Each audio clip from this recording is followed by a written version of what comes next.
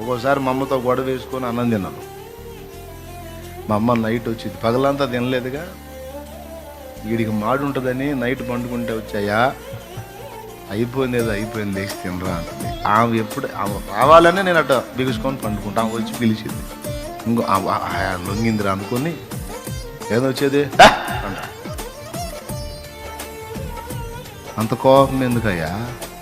తినమంటే ఖాళీ కడుపుతో వండుకోకూడదురా, తినయ్యా. మా అమ్మ జనం మీద కోపడితే నన్ను బలి ప్రేమించింది. దేవునికి స్తోత్రం, హల్లెలూయా. ఏమండి, సరే ఇక నేను కోపంగా గద్దించేసరికి పోయింది పాపం.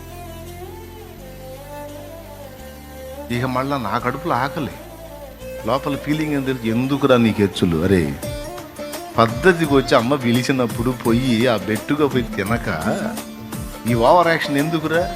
ఇప్పుడు పోయింది, ఇక నిద్రపోయిందనుకో నీ బతుకు బస్ స్టాండింగే.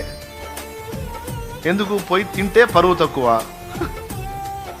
సాగింపుడంతా అమ్మని, మన సాగింపును భరించి మన సమస్తాన్ని, మన కల్మషాన్ని అంతా కడిగి శుద్ధి చేసి మనల్ని చంకనేసుకొని మూసి మనకు పాలిచ్చి పెంచి ఒక బానిస ఊడిగం చేసినట్టు మనకు ఊడిగం చేసేది అమ్మ. అమ్మ నువ్వు 100 చెప్పు, నువ్వెంత చేసినా అమ్మ రుణం తీరదు, అదంతే.